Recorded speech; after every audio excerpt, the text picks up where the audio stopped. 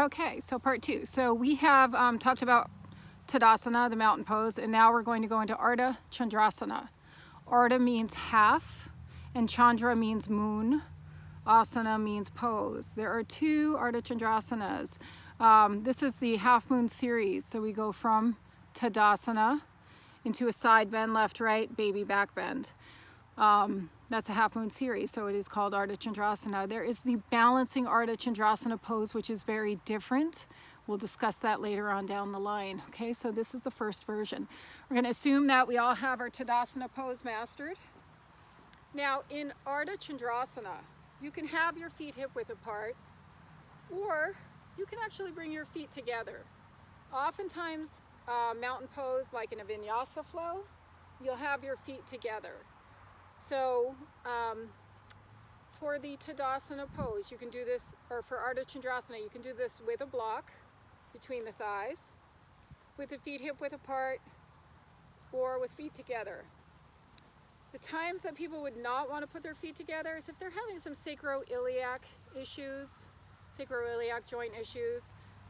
Maybe we have X-shaped legs, so that the feet don't want to come together because the knees will knock.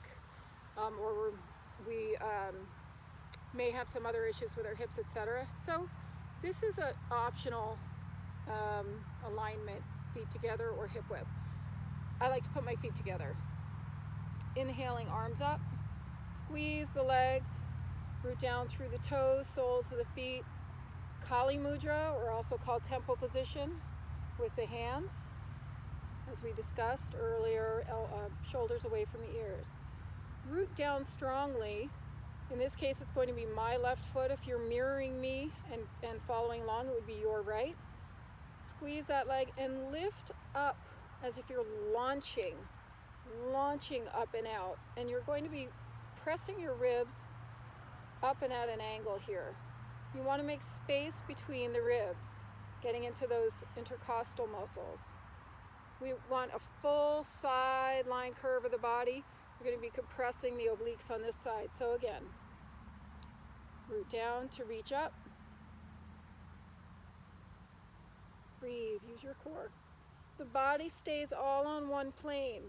So classically, you might see this. If people are trying to go deep, I'm exaggerating. You want to come up, up, up, up, up, and put the body between two panes of glass. You'll also see people forget about their arms. They'll do this. Ease back until you feel like you can hold your arms in a reasonably strong position and come back into the pose. You may also turn your head if that feels good to gaze at the sky, or keep the head in a natural alignment with the spine. Inhale back to center. Recommit to Tadasana. Press down through right foot. In this case, if you're following along, your left foot.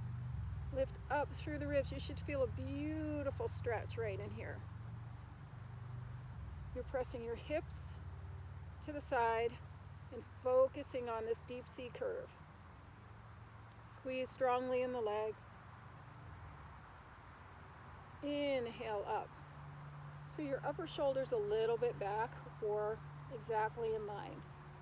For our baby back bend here, strong legs, hips will come forward, ribs will be coming up, arms back. Stay in the shoulders. If you lose your shoulders, it means your arms are coming forward. In that case, go ahead and bring your hands to your heart.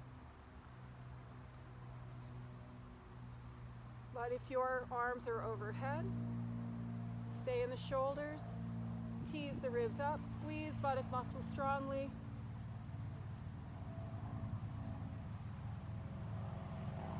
Breathe.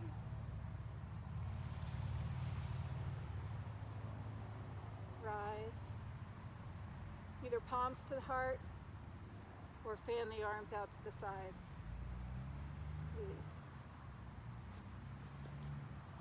Okay, that's Ardha Chandrasana. Key places, just like Tadasana. Strong legs, strong core. If we forget our legs, forget our core, we'll start to compromise the back a little bit or a lot. Depends on what's going on. So again, for new students, using a block is really helpful, not between the knees, between the thighs. That C curve, visualize the vertebrae stacking and all moving the same increments all the way up and through. The neck can stay in alignment with the spine wherever we go. You might see the crown reaching up and out.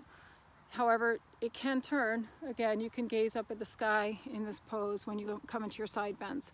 Here's the modification real quick. One arm. You get the hold in the legs. Right arm up. Remember our extension. We're not doing this. We're pressing that arm down. Space. But keep the long bone of the upper arm as close to the head as possible. So often you'll see this in students. They'll forget about the arm. They're focused so much on the body. Bring that arm along for the ride to the extent that you can. Breathe.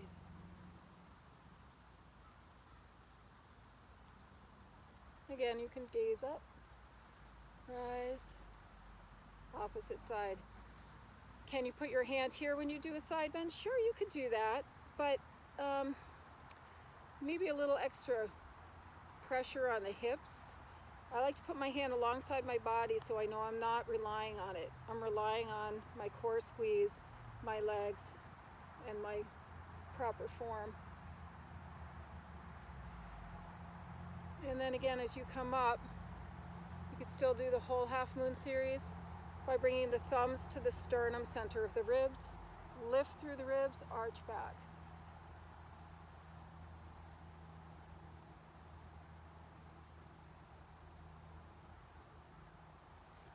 Bring feet hip width apart and relax. Breathe. Okay, that's Ardha Chandrasana.